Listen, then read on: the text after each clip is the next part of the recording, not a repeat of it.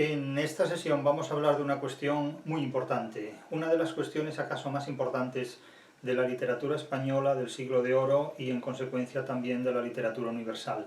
Vamos a hablar de literatura y mística, es decir, de agua y aceite. Una de las características más importantes cuando se habla de una cuestión de este tipo, de literatura y de mística, es advertir que con frecuencia la religión y la literatura son incompatibles entre sí, como son también con frecuencia incompatibles entre sí la literatura y la filosofía. Tengas en cuenta que la literatura nació disociándose de todas las actividades que eran contemporáneas a ella, en una geografía no intervenida por Yahvé, como fue la geografía de la Grecia clásica. Cuando Homero canta, Sócrates calla. Y lo que es más importante, la filosofía nació ladrándole a la literatura. Y no ha dejado de ladrar a la literatura, entre otras cosas porque la literatura no ha dejado de cabalgar. La filosofía platónica nació pretendiendo exterminar a la literatura y con una pretensión a la que no ha renunciado en absoluto todavía. Lo cierto es que la filosofía no ha dejado de ladrar nunca a la literatura, porque como digo, la literatura no ha dejado nunca de cabalgar. Y además la filosofía se ha dedicado también a ladrar a las ciencias cuando las ciencias decían cosas, ideas, que no convenían a la literatura. Tengas en cuenta que la filosofía kantiana es un interminable ladrido contra la ciencia newtoniana, del mismo modo que la filosofía de Nietzsche es un interminable ladrido contra el darwinismo, la teoría de la evolución de Darwin, y tengas en cuenta que el pensamiento de Heidegger, la filosofía de Heidegger, es un indisimulable ladrido contra la física de Einstein. Por lo tanto, siempre que encontramos una teoría científica original, encontraremos también un discurso filosófico que ladra contra la ciencia. En el caso de la literatura mística, la circunstancia es particularmente relevante y llamativa.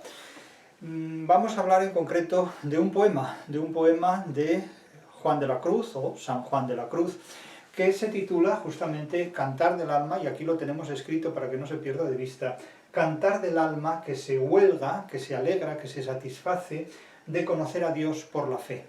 Cantar del alma que se huelga de conocer a Dios por la fe. Es decir, es un poema en el que se expresa la satisfacción intensa, fortísima, comparable a la de un orgasmo, que siente el alma. El alma es un concepto que no existe, por lo tanto ya hablamos de una metáfora que remite a un término ideal. Aquí estamos en el contexto de una literatura sofisticado reconstructivista, no de una literatura crítica o indicativa.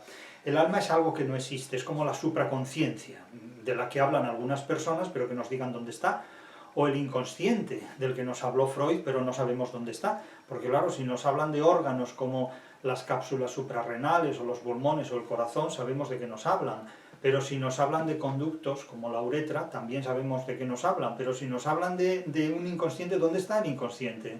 ¿En el lóbulo de la izquierda? ¿En la aurícula derecha? Es decir, ¿dónde está? ¿Dónde está el inconsciente? ¿Dónde está la supraconciencia? ¿Dónde está el alma? Son metáforas. Pues cantar del alma que se huelga, que se entusiasma, que se satisface a sí misma de conocer a Dios por la fe, no por la razón. Es decir, aquí hay un principio luteranista tremendo dentro de lo que es esta filosofía dogmática que guarda relación con la tradición agustiniana, no tanto con la tradición escolástica de Tomás de Aquino, que sería una filosofía que al ser escolástica sitúa la razón al mismo nivel que la fe, pues claro, no la puede situar por encima, porque entonces anularía todo el fundamento sobre el que pivota la creencia. Pero en este poema que, insisto, vamos a ver ahora mismo de Juan de la Cruz, y lo vamos a ver porque una persona me pidió que hablara de él, que hablara de este poema, Cantar del alma que se huelga de conocer a Dios por la fe. Veremos claramente, y esta es una de las tesis de esta exposición, de esta sesión, que cuando la ciencia no tiene nada que decir, se convierte en filosofía y empieza a ladrar contra sí misma. Esa es la tesis que vamos a sostener en esta sesión. Cuando la ciencia no tiene nada que decir, se convierte en filosofía. Y cuando la filosofía habla, es decir, cuando el diablo habla, el mundo se acaba, como diría el propio Quevedo. Es decir, cuando todo es filosofía, todo está perdido, porque no hay nada que hacer, todo está permitido, en definitiva.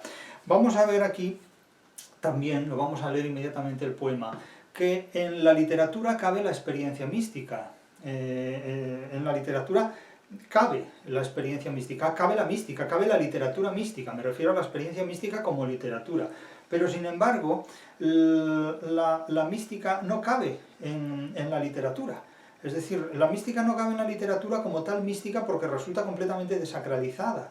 Cuando una experiencia mística se convierte en una experiencia literaria, deja de ser una experiencia mística, excepto para los místicos, que no perciben la mística como literatura, sino como una retórica psicológica, en virtud de la cual entran en contacto con su propio Dios y hacen cosas con Dios, que ellos y su Dios místico sabrán.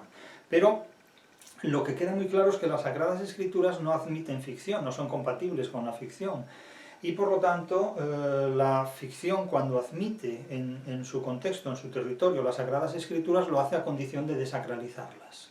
Y esto es lo que ocurre con la poesía mística, como aquí vamos a ver.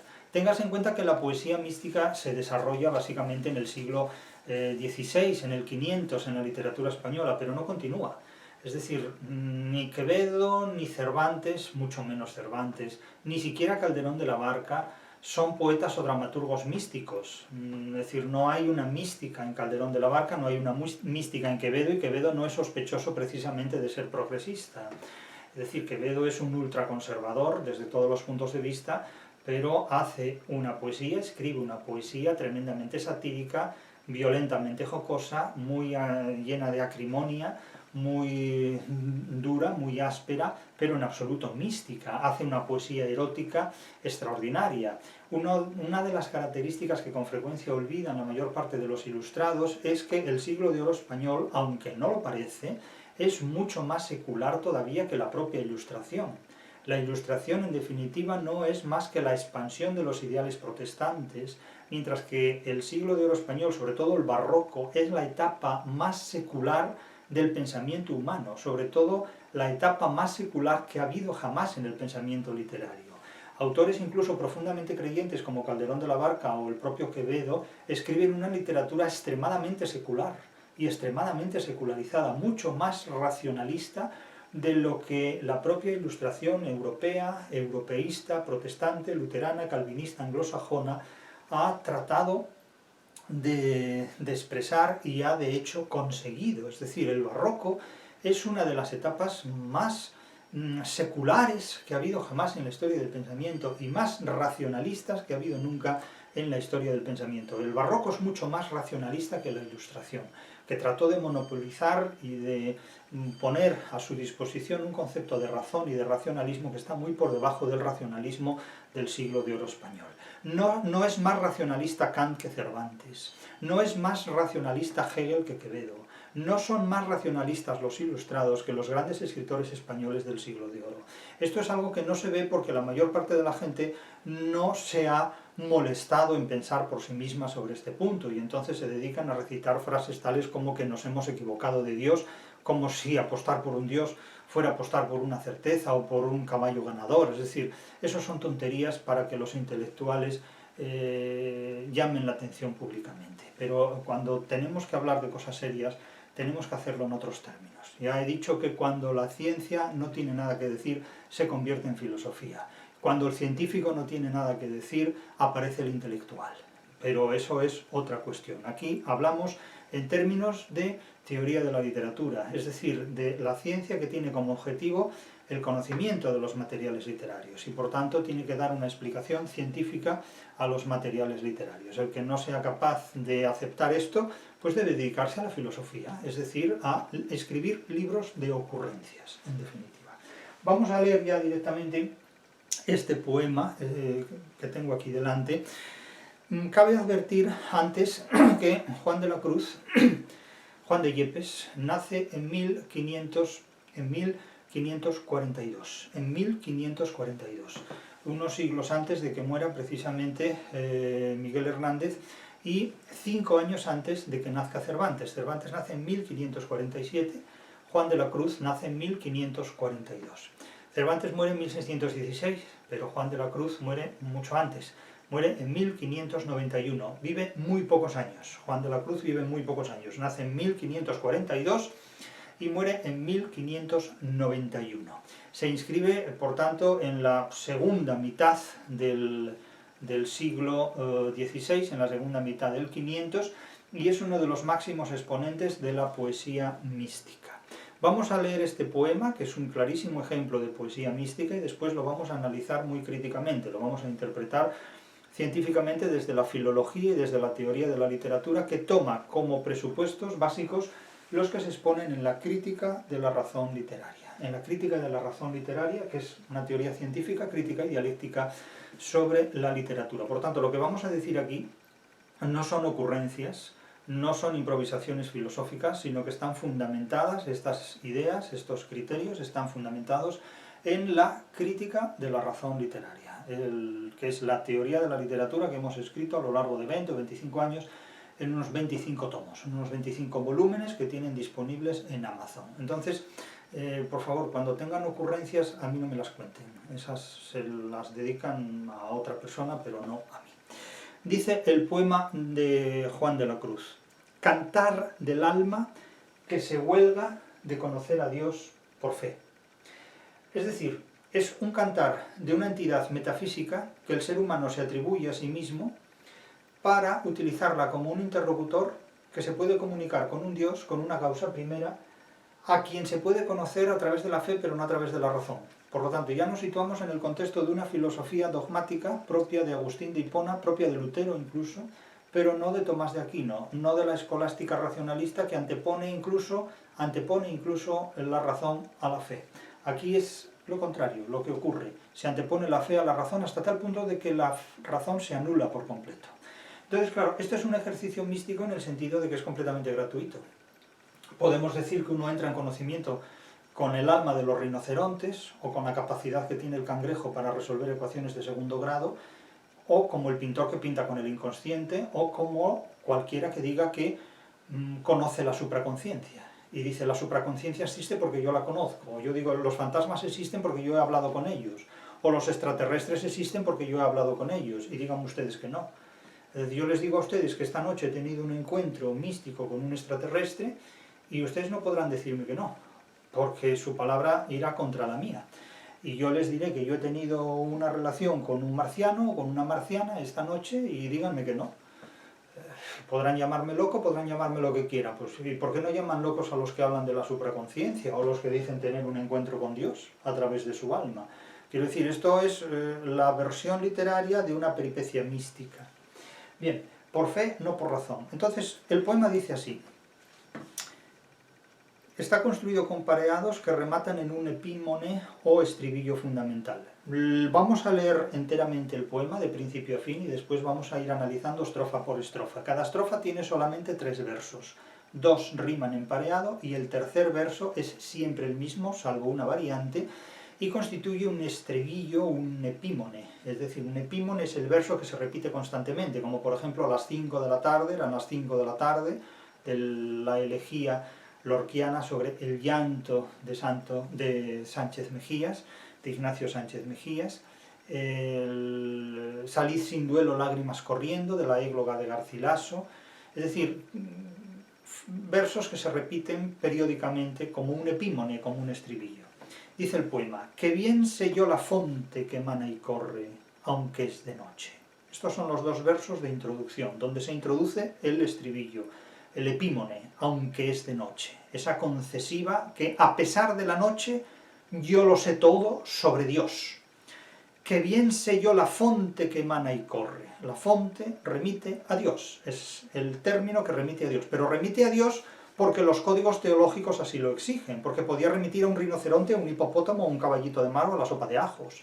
Pero claro, no se especifica esto. Los códigos teológicos permiten interpretar la literatura subordinándola a la teología, del mismo modo que la religión permite interpretar la vida humana subordinándola a una causa primera. Pero esta subordinación es completamente gratuita. Esta subordinación viene impuesta por un modelo filosófico que es completamente ajeno a la esencia de la literatura. Otra cosa es que queramos hacer una literatura subordinada a unos códigos teológicos. Que bien sé yo la fonte que emana y corre, aunque es de noche. Vamos a la estrofa 1. Aquella eterna fonte está escondida, que bien sé yo do tiene su manida, aunque es de noche. Segunda estrofa. Su origen no lo sé, pues no le tiene, mas sé que todo origen de ella viene, aunque es de noche. 3. Sé que no puede ser cosa tan bella, y que cielos y tierra beben de ella, aunque es de noche. Bien sé que suelo en ella no se halla, y que ninguno puede vadealla, aunque es de noche. Su claridad nunca es oscurecida, y sé que toda luz de ella es venida, aunque es de noche. Sé ser tan caudaloso sus corrientes, que infiernos cielos riegan y las gentes, aunque es de noche. El corriente que nace de esta fuente, bien sé que es tan capaz y omnipotente, aunque es de noche. El corriente que de estas dos procede, sé que ninguna de ellas le precede, aunque es de noche. Aquesta eterna fonte está escondida, en este vivo pan por darnos vida, aunque es de noche. Aquí se está llamando a las criaturas, y de esta agua se hartan, aunque a oscuras, porque es de noche. Y el final. Aquesta viva fuente que deseo, en este pan de vida yo la veo, aunque es de noche. Bien, díganle ustedes a la inteligencia artificial que les escriba un poema místico, luego léanlo y digan que la inteligencia artificial escribe literatura como los poetas místicos. Y entonces, si llegan a esa conclusión, son ustedes personas absolutamente incapaces para distinguir la copia del original y del fraude. Eso quiere decir que no tienen ustedes formación literaria, así de simple. Si ustedes no son capaces de distinguir una obra literaria escrita por alguien como Juan de la Cruz o San Juan de la Cruz de lo que escribe la inteligencia artificial, quiere decir eso claramente que ustedes no tienen formación literaria. Punto. Ya directamente. Y les voy a decir por qué la inteligencia artificial no puede escribir un poema de estas características. No puede hacerlo de ninguna manera y no habrá nunca inteligencia artificial que lo pueda hacer, porque simplemente la inteligencia artificial funciona por una combinación de inducciones y deducciones que no pueden llegar nunca jamás a saber lo que sabe alguien que construye literatura. Es decir, confundir una obra literaria hecha por inteligencia artificial con una obra literaria de verdad es como confundir la leche en polvo con la leche de vaca. Cuando alguien no ha tomado ya nunca leche de vaca ni sabe lo que es una vaca, pues cualquier cosa le puede parecer zumo de vaca. Vamos ahora a analizar estrofa por estrofa. Vamos a empezar por el principio, naturalmente por el principio. Que bien sé yo la fonte que emana y corre. Aquí, este que inicial tiene una función hilativa, una función que enlaza con un hipotético principio, indudablemente. Expresa un valor hilativo o durativo. Que bien sé yo la fonte que emana y corre. Y este valor hilativo es muy propio de la poesía popular. Como cuando alguien pregunta, ¿y Juan? ¿Y qué es de Juan? Es un valor hilativo que presupone una relación preexistente. Que bien sé yo la fonte que emana y corre. Es decir, tiene un principio completamente abrupto en un contexto que se presupone, como las canciones populares completamente. El hecho de que fonte aparezca como arcaísmo, es decir, sin bitongación, que bien sé yo la fuente, no, que bien sé yo la fonte, remite también a esta fluidez de la copla popular, de la canción popular, de la poesía popular, en la que bebe enormemente la lírica de Juan de la Cruz. Que bien sé yo la fonte que emana y corre. La fonte, como digo aquí, es una simbología de Dios, de la divinidad. Es decir, aunque es de noche, aunque todo está a oscuras, aunque yo no veo, aunque mis sentidos están completamente limitados, es decir, aunque del ser humano, que es cuerpo y alma, solo queda el alma porque el cuerpo no funciona porque el cuerpo es básicamente un epítome de sensorialidad, una síntesis de sensorialidad. Pero cuando las luces se apagan, y se apagan no solo las luces de lo sensorial, sino también de lo inteligible, se apagan las luces de la razón, solo queda el alma. El alma básicamente se comunica por la fe, no por la razón. Estamos en el contexto de la filosofía dogmática, no de la filosofía escolástica. El alma no piensa, piensa el cuerpo. Para un escolástico el alma no piensa, piensa en la inteligencia, pero para un dogmático lo que piensa es la fe. Es decir, la fe no piensa, siente. Por lo tanto, el pensamiento se reduce a lo sensible. Tengas en cuenta que nosotros vivimos en una época determinada sobre todo por las consecuencias de una filosofía dogmática, de una filosofía propia del agustinismo, del luteranismo, en definitiva. Vivimos en una época donde Lutero quiere ser como Dios. No Santo Tomás quiere ser como Dios, sino que el Dios de hoy es el Dios de Lutero, no es el Dios de Tomás de Aquino, ni es más bien el Dios de Agustín de Hipona. El Dios de los agustinos, y Lutero era monje agustino, es el Dios de los que interpretan el mundo por la fe, es decir, por las sensaciones, que eso es la estética, reducir la idea que tenemos del mundo a los efectos que tenemos de sus consecuencias sensibles, a la percepción de sus efectos sensibles. Esto es el idealismo alemán. Las raíces del idealismo alemán están en el agustinismo. Las raíces del luteranismo están en los monjes agustinos, están en San Agustín, en Agustín de Hipona, en aquellos que consideraban que la fe estaba por encima de la razón. Eso son las raíces del idealismo alemán, en definitiva. Entonces, hablar en este punto de cómo la noche apaga las posibilidades de interpretar sensorialmente lo que tenemos, pues limita totalmente la actividad cerebral humana a una especie de fe, a una especie de deseo. Se anula la realidad y ante ella solo cabe el deseo. Esto es puro idealismo. O sea, es sorprendente cómo el luteranismo ni siquiera dio para generar una poesía mística. Es curioso que la poesía mística, como la picaresca, solo se da en la literatura española. Es decir, las mayores originalidades de la literatura solo se han escrito en español. Realmente, es decir, lo que ha venido después ha sido todo de una pobreza y de un exterminio literario francamente arrollador, en el cual vivimos hoy día todavía, en definitiva. Vamos a la primera de las estrofas. Aquella eterna fonte está escondida porque no es visible a los sentidos, porque no es corporalmente visible, porque no se da al intelecto, sino que se da a lo sensible, no se da a lo inteligible, sino a lo sensible. Que bien sé yo do tiene su manida, aunque es de noche. Es decir, que aunque falta la razón, aunque falta la razón porque falta la luz, porque falta el intelecto, porque todo es sensible y nada es inteligible, y solo a través de lo sensible se llega a hacer inteligible a Dios, lo cual es una paradoja, es una aporía absolutamente irracional, como todo en la mística, que es absolutamente irracional. Aquella eterna fuente está escondida, pero yo sé dónde está, aunque sea de noche. Y lo sé por la fe, no por la razón. Es decir, la poesía mística es una condenación de la razón, es una cancelación de la razón, es un triunfo del irracionalismo, en definitiva. Es decir, la poesía mística entronca perfectamente con la idea de inconsciente de Freud, con la idea de superhombre de Nietzsche, con todo lo que después va a potenciar y a desarrollar el idealismo alemán, en definitiva. De hecho, no hay poesía mística en el barroco. Eso solo se da en ciertas variantes del Renacimiento. Nadie continúa con la poesía mística. La poesía mística muere con los místicos, no la hereda Quevedo. Nadie coge esa herencia en la literatura del siglo XVII. Entonces, que bien sé yo, do tiene su manida. Do por, en fin, el apócope de dónde tiene su manida. ¿Qué es su manida? Su manida es un término que implica una silepsis o dilogía. A ver si la inteligencia artificial puede hacer esto. Una silepsis o dilogía que naturalmente está fundamentada en la semántica y en la lexicografía latinas.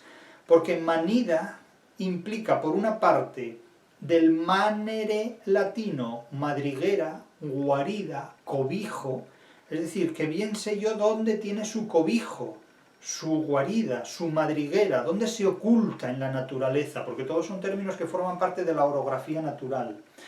Y la silepsis o dilogía la conserva también con otro término latino, el manare, de manantial, de fuente, de venero, de alfaguara, en definitiva. Por lo tanto, hay una silepsis o dilogía que apunta a la lexicografía latina de la que etimológicamente procede el término manida. A ver qué inteligencia artificial es capaz de verificar esto. Y esto deliberadamente lo escribe así Juan de la Cruz, que bien sellodo tiene su manida, una silepsis o dilogía que no se objetiva solo en el español, en el castellano, sino en la etimología lexicográfica latina. Madriguera, guarida, escondrijo, de manere, o la fuente o venero de manare. Vamos a la segunda de las estrofas. Su origen no lo sé, pues no le tiene. Nótese la paradoja, la paradiástole. No sé su origen, porque no lo tiene, pero más sé que todo origen de ella viene. Claro, es una ploce o mesodiplosis, origen, y una paradiástole, en el sentido de no es oro todo lo que reluce, es una autocorrección. Su origen no lo sé, pues no le tiene, mas sé que todo origen de ella viene. Nótese la acumulación de paradojas, el valor de la ploce, aunque es de noche. Es decir, no sé cuál es su origen porque es de noche y no lo puedo ver, pero es que aunque lo pudiera ver confirmaría que no lo tiene, porque es un concepto panteísta de la divinidad, Dios lo es todo, por tanto no tiene un origen único, es un concepto monista completamente de la divinidad, es un concepto completamente filosófico de Dios. De hecho, en definitiva, un filósofo es un cura al revés. Es decir, los filósofos son curas que en vez de hablarnos de Dios nos hablan de sus ficciones filosóficas.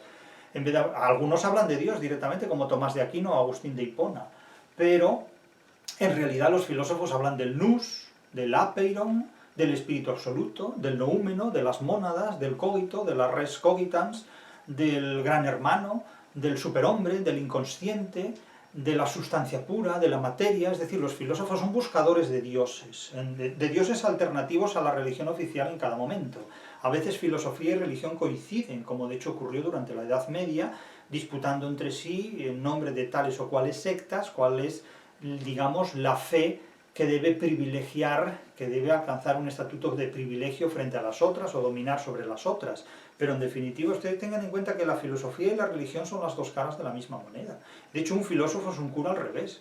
Un filósofo es alguien que se pasa la vida predicando en qué se fundamenta el Dios en el que él cree y desautorizando a los dioses de los que hablan los demás, y simplemente planteando pues una serie de virtudes, de catecismos y de teologías. Hay que ser de esta manera, entonces el Dios de los estoicos es de una determinada manera, el Dios de los epicúreos es de otra manera, el Dios de Platón es de una manera, el Dios de Hegel es de otra manera, el Dios de Kant es de otra manera. Entonces van describiendo dioses, van construyendo toda una iconología y una iconoclastia de mucho cuidado, una construcción de imágenes o una destrucción de imágenes según proceda, ¿no? Entonces su origen no lo sé, pues no le tiene. Nótese el leísmo era muy frecuente en los escritores castellanos de la segunda mitad del siglo XVI, ese leísmo. Vamos a la tercera estrofa. Sé que no puede ser cosa tan bella, y que cielos y tierra beben de ella, aunque es de noche. Es decir, todo esto lo sé, aunque es de noche yo lo sé, pero lo sé por fe, no por razón. ¿Y qué sé? Pues que sé que no puede ser cosa tan bella. Claro, aquí el ser en infinitivo tiene el sentido de haber, de existir. Sé que no puede haber cosa tan bella, y cosa tiene el sentido de nada. Es decir, que este verso habría que entenderlo como sé que no puede haber cosa tan bella, sé que no puede haber nada tan hermoso. Es decir, de nuevo hay una reiteración del panteísmo. Dios está en todas partes. Claro, esto al final resultó ser herético, porque si Dios está en todas partes, no está en ninguna. Es la desembocadura ateísta del pensamiento de Spinoza. Lo que está en todos los sitios no está en ninguna parte. Pero aquí no se ha llegado todavía a esos extremos, estamos en la segunda mitad del siglo XVI. Sé que no puede ser cosa tan bella. La inteligencia artificial nunca escribiría esto. La inteligencia artificial, mucho más plana, diría: sé que no puede haber nada tan hermoso, sé que no puede haber nada tan bello. ¿Comprenden las diferencias entre lo uno y lo otro? Aquí, por detrás, late una sintaxis latina muy presente en esto, que se va a desarrollar en el gongorismo de una manera mucho más radical. Sé que no puede ser cosa tan bella, sé que no puede haber nada tan hermoso, y que cielos y tierra beben de ella. Es decir, los cielos y la tierra se alimentan de ella, porque todo ello está en todas partes. Es decir, es un monismo panteísta, vamos a decirlo así. O sea, podemos jugar con las palabras hasta agotar todas las posibilidades de sentido y hasta quedar aburridos, que es en definitiva lo que hacen los filósofos, jugar con las palabras como los sofistas, porque la diferencia entre sofística y filosofía es igual a cero, es decir, no hay diferencia entre un filósofo y un sofista, es decir, un filósofo en todo caso es un sofista excéntrico, pero nada más que eso. Aunque es de noche, todo lo sabe. Vamos a la cuarta estrofa. Bien sé que suelo en ella no se halla. Nótese esa paranomasia, ella halla. Y que ninguno puede vadealla, aunque es de noche. Es decir, todo esto lo sé. ¿Qué sé en este caso? Que no tiene suelo, que no es posible pisar en firme, porque no tiene fondo, porque no tiene altura, no tiene profundidad, no tiene límites, en definitiva. Y nadie puede, por tanto, vadearla, nadie puede rodearla o evitarla, porque es que no hay dónde poner el pie, no hay vado donde pisar. Nótese que las referencias que se hacen son las que tienen que ver con una orografía natural, que es el territorio en el que se mueve bucólicamente Juan de la Cruz. Bien sé que suelo en ella no se halla, y que ninguno puede vadealla. Hay una asimilación de consonantes en el infinitivo, vadearla es evitar un vado. Un vado es en un río, un vado es aquella parte del río que resulta menos profunda y que por tanto se puede pisar en ella, se puede utilizar como un recurso para atravesar el río y servir de alguna forma pues para atravesar el cauce, en definitiva.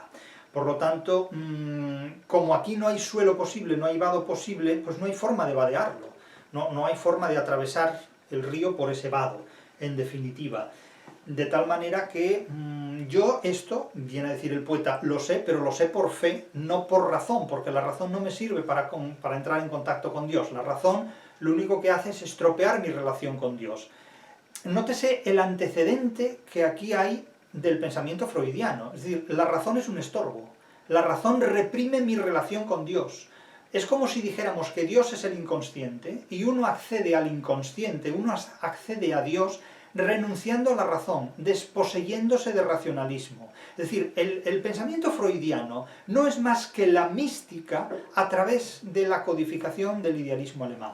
Y de hecho el idealismo alemán no es más que la mística reamueblada al filo y al nivel de la Ilustración europea. Es decir, muy pocas cosas han cambiado realmente con el curso de la historia.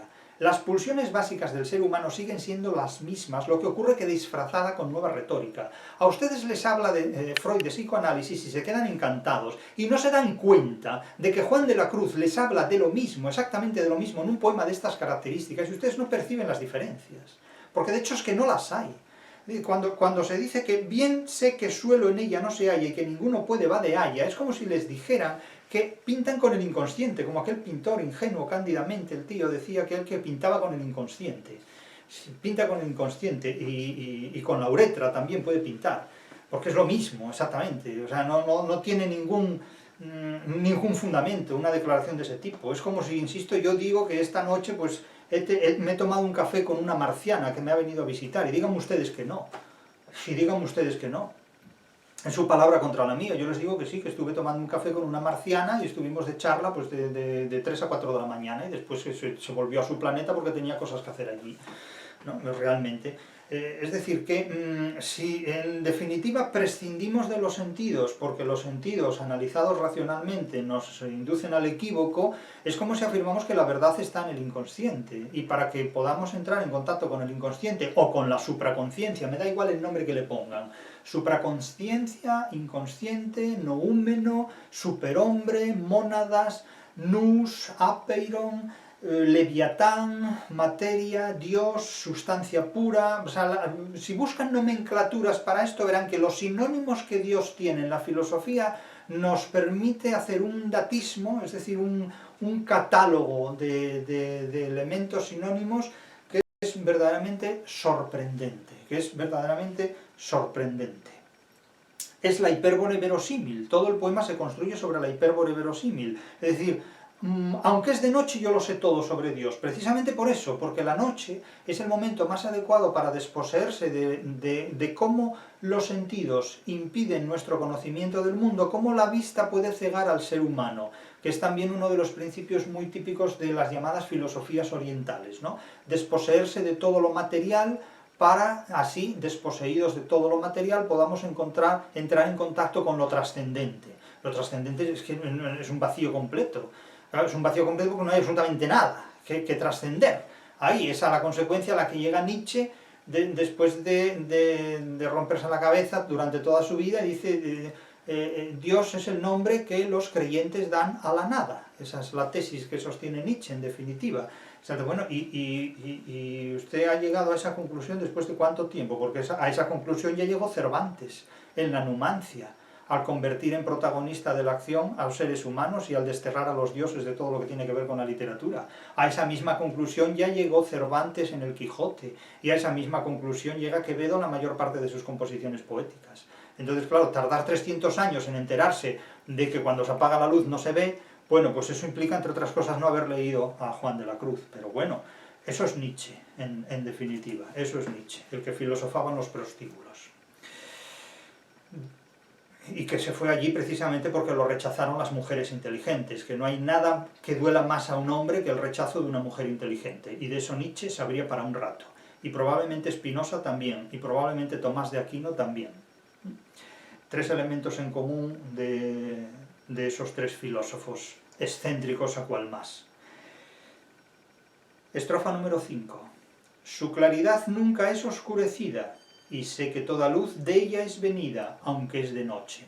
Aquí hay un claro contraste oximorónico, paradójico, antinómico entre la luz y la oscuridad. Dios es la luz y el mundo es la oscuridad. Y nosotros, como estamos en el mundo, debemos atravesar esa oscuridad para entrar en contacto con la luz de Dios, con la supraconciencia. Lo que se dice, no, el túnel, hay un túnel y al final del túnel hay una luz. Digo, qué curioso, macho. O sea, los geólogos, la tuneladora es cuando practica un túnel, están entrando en contacto con la supraconciencia. Es curioso que todos estos fantasmas, ¿verdad?, siempre tengan que acudir a imágenes totalmente materiales para hacer visible aquello que pretenden comunicar. Es una cosa muy curiosa, que en el mundo inmaterial lo único que haya sea materia. O sea, en el mundo inmaterial resulta que hay un túnel, que es precisamente una de las obras de ingeniería humana más complicadas de hacer, un túnel, macho. Porque si aún hubiera un campo abierto, dices tú, bueno, pues un campo abierto no hay nada que hacer ahí, pero un túnel. Es decir, o sea, que la metafísica, que cuando uno entra en la metafísica, lo primero que se encuentra sea un túnel, implica que ahí hubo una mano de obra, pero de categoría. Entonces, claro, no deja de ser curioso esto, ¿no? Porque aun si dijeran, bueno, es que hay unas nubes, o hay una estratosfera, o hay una ionosfera, o una termosfera, una cosa, no, pero un túnel, macho, que es precisamente, vamos, las calidades que en todo caso conducen a los infiernos, pero no a los mundos celestes, a los mundos de Yuppie. Es una cosa curiosa, la poca imaginación que tienen los que nos hablan del más allá es verdaderamente sorprendente. Si tuvieran imaginación, escribirían una obra como la Divina Comedia, o escribirían, en fin, poemas como los de Juan de la Cruz. Es decir, a esto se dedicaban las personas que nos hablaban de la metafísica en otros tiempos. Escribían una república como la de Platón. Platón, que habla de las ideas puras como si hubiera tomado café con ellas, igual que cualquiera de estos que nos dicen que tomaron un café con un marciano. Es una cosa curiosísima. Entonces, claro, si te dicen que han tomado café con un marciano, tú te ríes. Pero si te dicen que han estado con las ideas puras y te las describen, entonces te lo tomas en serio, eso. Es una cosa graciosa. El humor de los filósofos es graciosísimo. Es graciosísimo. Su claridad nunca es oscurecida, es decir, nunca se oscurece. Y sé que toda luz de ella es venida. Nótese aquí cómo el verbo ser se utiliza como auxiliar de los verbos de movimiento. Eso todavía se utiliza hoy en francés y en alemán. Nous sommes arrivés, o decir dopo che sarebbe venuti arrivaremo, por ejemplo. Es decir, son los típicos verbos que en francés y en italiano y en otras lenguas romances también se utilizan como auxiliares de movimiento. Somos venidos. Aparece en la Numancia de Cervantes. Daré principio a lo que soy venido. Se dice en la jornada primera de la Numancia, en el verso 232. Daré principio a lo que soy venido, dice un embajador numantino ante Escipión. Estrofa sexta. sé ser tan caudalosos sus corrientes, leo bien, no cometo un error en la lectura, sé ser tan caudalosos sus corrientes, que infiernos cielos riegan y las gentes, aunque es de noche. Esto casi podía haberlo escrito Góngora. Estos son los versos más culteranos de Juan de la Cruz. Sé ser tan caudalosos sus corrientes. Pídanle a la inteligencia artificial que les haga esto y la inteligencia artificial les dirá que esta frase está mal escrita. Les dirá a la inteligencia artificial que este verso está muy mal escrito porque sé ser tan caudalosos los corrientes no tiene sentido. Y no tiene sentido porque la inteligencia artificial no sabe que esta es una sintaxis latina de infinitivo. Soy consciente de que los ríos, la fuente en este caso, que es el término elidido, es el referente elidido, la fuente o manantial, los ríos tan caudalosos en sus corrientes proceden de esta fuente. Sé ser tan caudalosos sus corrientes. Yo sé que las corrientes de los ríos que proceden de esta fuente son así de caudalosas, son tan caudalosas. Esto es una sintaxis latina de infinitivo. Anda que no le queda a la inteligencia artificial tiempo para llegar a la sintaxis latina de infinitivo. ¿Por qué? Pues porque los programadores no tienen ni idea de lo que es la sintaxis latina de infinitivo. ¿Cómo lo va a saber la inteligencia artificial? Ahora perciban ustedes que no hay diferencias entre la literatura que escriben los autores del siglo de oro y la inteligencia artificial. Anda, vayan a vender caramelos, hombre. Sé ser tan caudalosos sus corrientes, que infiernos cielos riegan y las gentes. Este verso, que infiernos cielos riegan y las gentes, es un verso de un culteranismo que casi incurre en cacosíndeton, en sínquisis o en mixtura verborum. Es decir, los cambios en el orden de las palabras simplemente para que la rima coincida. Esto se da mucho en la poesía gongorina, la sínquisis, la mixtura verborum, incluso incurriendo en una cacosíntesis. Porque esto, más que una anástrofe, es decir, el cambio de orden en dos palabras que habitualmente aparecen consecutivas, porque habéis venido por venido habéis, eso es una anástrofe, aquí hay una anástrofe muy violenta. Es decir, las gentes y los cielos riegan. Aquí hay cielos riegan y las gentes. Aquí se pospone el sujeto de la oración que parece que está completamente aislado. Esto la inteligencia artificial no lo permitiría nunca. La inteligencia artificial diría planamente, como es ella, las gentes y los cielos riegan, y dirían que las gentes no riegan, y que los cielos, que eso es una metáfora. A la inteligencia artificial la metáfora las pilla, pero les cuesta mucho trabajo. La metáfora literaria a la inteligencia artificial le ocurre lo mismo que a los filósofos, que no la pilla bien, pero la pilla mejor que los filósofos todavía. Quiero decir que la inteligencia artificial comprende las metáforas mucho mejor de lo que las comprenden los filósofos, y esto ya es un puntazo, ¿eh? O sea, que imagínense ustedes, claro, hay gente que se admira, es que la inteligencia artificial tiene una gran inteligencia. Hombre, depende con quién la comparen, depende con quién la comparen. Si la comparan con la inteligencia de los filósofos, pasan cosas. Y si la comparan con la inteligencia de algunos teóricos de la literatura, también pasan cosas, cuidado, ¿no? Aquí no vamos a por unos ni por otros, aquí el que esté libre de error que tire la primera piedra, conste. Sé ser tan caudalosos sus corrientes es una sintaxis latina de infinitivo, cuyo referente, la fuente, está elidido, fuente o manantial que provoca el cauce de sus corrientes caudalosas. Corrientes es un sustantivo masculino en el siglo XVI. Es posible que la inteligencia artificial tampoco sepa este dato. Que infiernos cielos riegan y las gentes. Es decir, que los cielos y las gentes, con ese cauce, riegan los infiernos. Ya saben ustedes que el agua es enemiga del fuego en esta época de la historia. Cuando Quevedo en los sueños sueña que está en el infierno y que le enseñan las dependencias del infierno, se encuentra en un momento dado con que los diablos están aterrorizados, están atemorizados, y Quevedo dice: ¿Cómo es esto? Medrosos los diablos en el mesmésimo infierno, medrosos están los diablos en el infierno, y dicen los diablos: sí, tenemos mucho miedo y tal.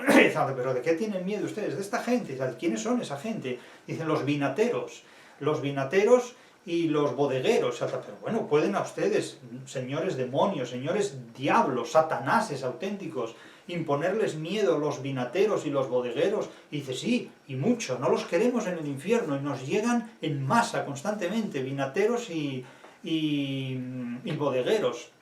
Y dice: bueno, pero ¿por qué les temen ustedes? Y dice: porque lo aguan todo, porque lo llenan todo de agua, son gente muy inconveniente en el infierno, nos echan agua en el infierno. Imagínese usted, señor Quevedo, que nos echan agua en los infiernos, los vinateros y los bodegueros, porque aguaban el vino, ¿no? Es la manera que Quevedo tenía de advertir sobre estos asuntos. Quevedo era muy simpático, entre comillas. Imagínense ustedes tener a Quevedo de colega en un departamento universitario. Bueno, lo echarían de todas partes, porque eso sería insoportable, tener semejante elemento al lado, ¿no? Si hoy viviera Quevedo no daría tregua a lo que dice. Bueno, pero o sea, hoy, el mundo de hoy no reconoce las libertades que reconocía el siglo de oro para que alguien como Quevedo pudiera escribir literatura. Con eso ya se lo digo todo. O sea, Quevedo hoy no podría escribir ni una sola de las obras literarias que escribió en su momento. Eso ustedes no lo saben porque no lo han leído, pero si leyeran las obras que escribió Quevedo dirían esto es completamente intolerable. En realidad, como nadie lee hoy a Quevedo, pues no pasa nada, porque la ignorancia ha destruido muchas más obras literarias que la censura. Pero en un mundo de ignorantes no es necesaria la censura, porque ya nadie accede a nada. La privación de conocimiento tiene como ventaja que el conocimiento que circula puede circular muy libremente, porque nadie se ocupa de él. Sé ser tan caudalosos sus corrientes, que infiernos, cielos riegan y las gentes, aunque es de noche. Es decir, a ver qué inteligencia artificial interpreta este verso. Estrofa séptima. El corriente que nace de esta fuente, bien sé que es tan capaz y omnipotente, aunque es de noche. El corriente era un sustantivo masculino, hoy es femenino, la corriente. El corriente es el hombre común y corriente, pero ya funcionaría aquí como un atributo, como un adjetivo cuyo sustantivo está dividido. Es masculino, como entonces era femenino fantasma y hoy es masculino. El fantasma entonces era la fantasma. El corriente que nace de esta fuente, es decir, la corriente, diríamos, la corriente de agua que nace de esta fuente, bien sé que es tan capaz y omnipotente, es decir, lo puede todo, porque la fuerza de Dios lo puede todo, diríamos. Prosigue el poema, estrofa 8, de nuevo con una anáfora, con una reiteración.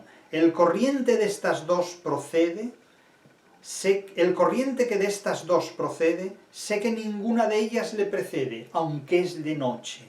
Nótese la paronomasia, procede, precede.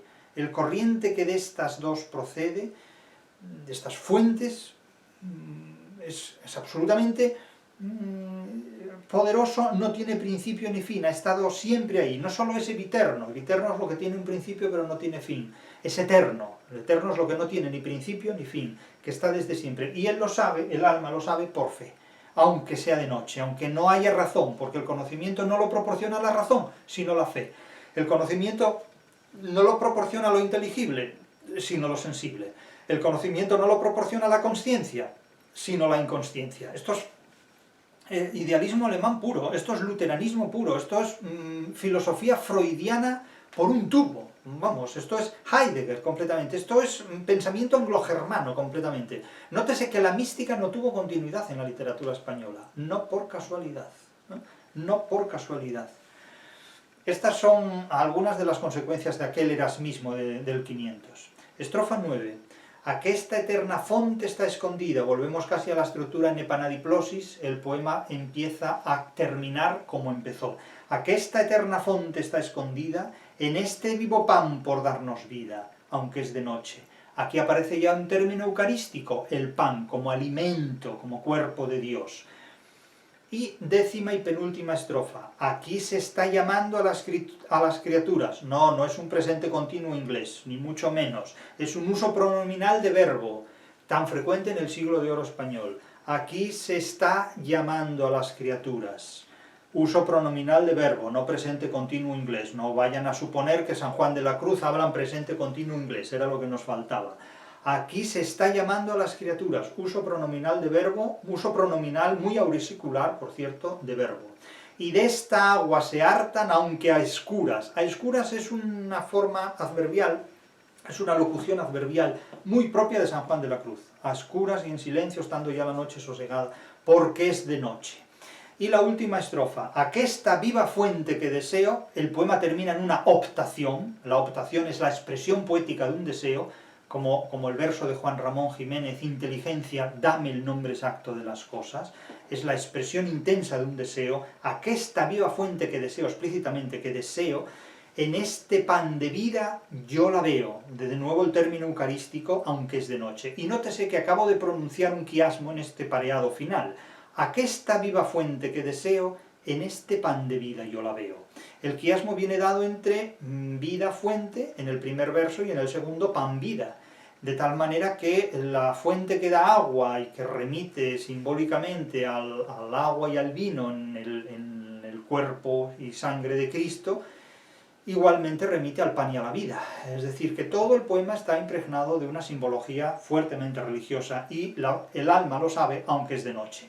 Y lo sabe precisamente porque es de noche y porque al desposeerse de los prejuicios de la razón, nótese de nuevo la influencia del pensamiento freudiano en la relectura del poema de Juan de la Cruz, pues la verdad está en el inconsciente, la verdad está en la noche, la verdad está en la pérdida de razón, porque la razón mata, la razón destruye. Nótese también el vigor del pensamiento rusoniano, la civilización corrompe, es decir, el pensamiento corrompe, porque lo que torna al ser humano a la pureza de la cual procede, que es Dios, es desposeerse de la razón. Lo que ocurre es que la Ilustración reemplaza la idea de Dios por una idea de adanismo, de una antropomorfización, es decir, Dios es el ser humano, pero es un ser humano desposeído de razón. Un ser humano desposeído de razón es una persona completamente vulnerable, es alguien que no puede sobrevivir, en definitiva. O que ha reemplazado una idea de razón por una idea vitalista, raciovitalista, ha reemplazado la realidad por el deseo, en definitiva. Eso es el triunfo del idealismo, ni más ni menos. Cuando se ha perdido de vista la realidad, todo está permitido. Cuando se pierde de vista la realidad, todo está permitido.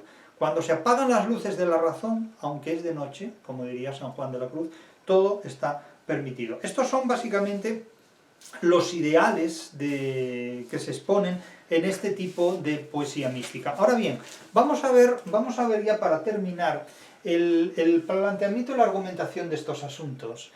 Claro, la poesía mística es una auténtica ficción. Es como decir que a través del yoga pues uno entra en encuentros con la cuarta o la quinta fase, o que a través simplemente, pues no lo sé, de recitar la tabla de multiplicar uno entra en contacto con Dios. Claro, a nadie se le ocurre decir que por recitar la tabla de multiplicar uno entra en contacto ni con Dios, ni con Newton, ni con Pitágoras. Pero, sin embargo, sí se dice que apagando las luces y desposeyéndose de los sentidos racionales, pues uno entra en contacto con Dios. Entonces aquí hay toda una retórica de la mistificación y de la mística, mixtificación con S y con X, para considerar que la noche es una purificación espiritual. ¿Qué es una purificación espiritual? Eso es una metáfora en la que no hay absolutamente nada. Una purificación espiritual es una purificación corporal, en todo caso, que te tomas un analgésico, que te tomas un antiinflamatorio. Pero esto no tiene nada que ver. La metáfora del no saber, esto cae en manos de un Derrida o de un Deleuze o de toda esta gente, y bueno, aquí hacen el agosto, diciendo que es la destrucción del yo. Es decir, aquí pueden leer todo lo que quieran del engendro de la filosofía moderna y contemporánea. La metáfora del no saber. Hay que anular la razón para llegar a un conocimiento trascendente de lo que es el ser humano y todas esas cosas. Imagínense ustedes que un cirujano que tenga que hacerles una operación a corazón abierto, pues entre, ¿verdad?, en la noche oscura y apague las luces, porque de esa manera entran mejor en contacto con la verdad y con la orfebrería quirúrgica que tiene que hacer en el organismo. Es un disparate completo. Y sin embargo, el ser humano se permite jugar con este tipo de cosas cuando no se toma en serio la realidad. Entonces, el nocturno. Sí, esto es importante, esto sí es importante. Este poema es un nocturno, aunque es de noche. El romanticismo naturalmente convertirá al nocturno de la poesía mística en un nocturno de la poesía amatoria. Reemplaza el amor hacia Dios por el amor hacia un ser humano que no está presente y que resulta evocado en la noche. O simplemente, como no puede plantear un contacto directo con Dios, multiplica a ese Dios en la proliferación de duendes, fantasmas y espectros, como ya de hecho ocurre en buena parte del teatro shakespeariano, en toda la literatura de William Blake o en los cuentos de Hoffmann o de todos esos personajes del romanticismo y del postromanticismo. Los cuentos de miedo, los cuentos de terror, que no es más que una proliferación de la literatura fantástica a través de configuraciones donde la idea tradicional de Dios se ha desmenuzado y se ha transformado pues en figuras trascendentes, en diablillos, en Mefistófeles, en espíritus, en fantasmas, en espectros, en todo este tipo de figuras y evocaciones. De ahí a la Ouija, pues es cuestión de unas décadas, ni más ni menos. Pero el nocturno, como un encuentro de amor, tengas en cuenta que la sonata Claro de Luna de Beethoven es un nocturno, aunque el propio Beethoven no fue quien le dio ese nombre. En definitiva, una sonata como esa, en una tonalidad de do sostenido menor tan profunda, con 4 sostenidos en la armadura, y con esos permanentes tresillos de una intensidad tan profundamente sostenida. Esos son los nocturnos ya del romanticismo, pero este poema que acabamos de exponer de Juan de la Cruz es un nocturno del Renacimiento. Nada más paradójico que en pleno Renacimiento, a plena luz del mediodía, se pueda invocar una lectura donde el nocturno es el principal protagonista. Entonces, claro, cuando se habla del nocturno en la genealogía y en la historia de la literatura, hay que remontarse incluso a Juan de la Cruz y a la poesía mística, que son los artífices de los primeros nocturnos en la literatura. Esto no lo ha dicho prácticamente nadie, y es evidente, lo dice la literatura. El nocturno como un encuentro de amor del alma y Dios, que luego pues el alma será el cuerpo del enamorado y Dios será la amada que no está presente, que se la evoca. De hecho, el romanticismo es una optación nunca satisfecha, la expresión de un deseo hacia un cuerpo que no está presente. La elegía romántica, como en el poema Le Lac de Lamartine, es un objetivo muy claro, la evocación de alguien que ha fallecido en la figura del lago, en la orografía del lago. El yo destruido, el yo descompuesto, esto es algo que de nuevo hace las delicias de todos los destructivistas, de todos los Derridas de turno, ¿no?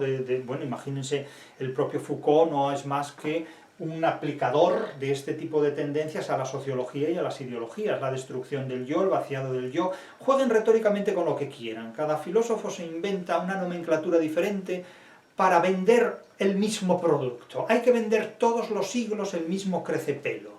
Y claro, ¿qué nombre le ponemos? Pues hay que patentar uno y hay que inventar uno. Por eso me hace mucha gracia cuando uno lee artículos en la prensa o declaraciones de alguien y dice, como dice fulano de tal, el filósofo anglosajón, no sé qué, y luego lo que dice ahí es una chorrada completa. Es una memez que dices tú, bueno, pero este no ha leído ni a Juan de la Cruz siquiera, vamos, que escribió tan pocos versos que dieron para tanto, pero es que ¿cómo se puede citar con la solemnidad de lo obvio a chorradas universales? ¿No? Es decir, es que como dijo fulano de tal, el filósofo anglosajón de no sé qué, bebe cebolla o come cebolla que te crece el pelo. Y dices tú, pero bueno, ¿cómo alguien puede perder el tiempo no solo leyendo esto, sino citándolo y creyéndoselo? Menuda cara de cebollas les tiene que quedar. Claro, la fuente, insisto, es Dios, es la figura de Dios en esta terminología. Pero eso es lo mismo que decir que el número 6 en la tabla de multiplicar es Einstein y el número 7 es Newton. Claro, eso son atribuciones completamente gratuitas. No hay ningún código civil en la literatura que diga que la fuente es Dios. Eso es una terminología que, en nombre de la teología cristiana, exige interpretar ese poema bajo tal nomenclatura. Pero eso no se puede imponer a una interpretación literaria. Eso se puede aducir, pero no se puede imponer. Y el alma como una entidad incorpórea. Claro, el alma como una entidad incorpórea es un fantasma. Eso no es un alma, eso es una figura teológica. La noche sería la fe, porque claro, anula la razón, como hemos dicho. Y aquí hay una mezcla constante del lenguaje erótico y del lenguaje teológico que remite eróticamente al amor humano y teológicamente a símbolos religiosos. Pero siempre me ha llamado muchísimo la atención que toda esta gente necesite, de manera constante, acudir a la sexualidad humana y al erotismo humano para hacer visible su relación con Dios. Siempre he considerado que la poesía mística era una forma oblicua y sesgada de hablar del erotismo de Dios, y siempre he pensado que la realidad explica este tipo de hechos. Imagínense ustedes que a estas chiquillas de 14, 15, 16 años, a las que metían en un convento de clausura a esa edad, es decir, prácticamente antes de dejar de ser niñas y en plena adolescencia, no conocían más mundo que el de las hermanitas de sus conventos, y no conocían más hombre que la efigie masculina de un individuo de unos 30 años clavado en una cruz y semidesnudo. ¿Qué pueden sentir mujeres de 14, 16, 18, 20 años a las que el único hombre que se les ha mostrado es un individuo clavado en una cruz y semidesnudo que dicen que es Dios y que hay que buscar un encuentro con él? Lo que harían esas mujeres con los crucificados en la iconografía de los conventos y de las iglesias. ¿O es que nunca se han preguntado ustedes por qué el puritanismo anglosajón retira las imágenes? Pues porque probablemente las imágenes eran fetiches sexuales en muchísimos aspectos, que este tipo de formas de conducta, no solamente el cobro de las bulas papales veía mal la reforma luterana, sino que lo que probablemente se haría con las imágenes y con los iconos en iglesias y conventos era mucho más que adorarlas espiritualmente. Entonces, claro, no sería la primera monjita a la que seguramente encuentran con el crucificado en circunstancias poco recomendables dentro de ciertos códigos. Pero la poesía mística permitía naturalmente hablar de estos temas bajo una cobertura religiosa, y desde luego Juan de la Cruz, que tenía una relación insólitamente extraordinaria con muchas monjas, era confesor de monjas de múltiples conventos y tenía con las prioras una relación muy particular. Probablemente aquí había algo más que una simbología religiosa y que un lenguaje teológico. Aquí probablemente se pasaba de las palabras a los hechos con una fluidez que muchos incautos e ingenuos lectores de poesía mística nunca han querido ni sabido ver, al igual que la inteligencia artificial.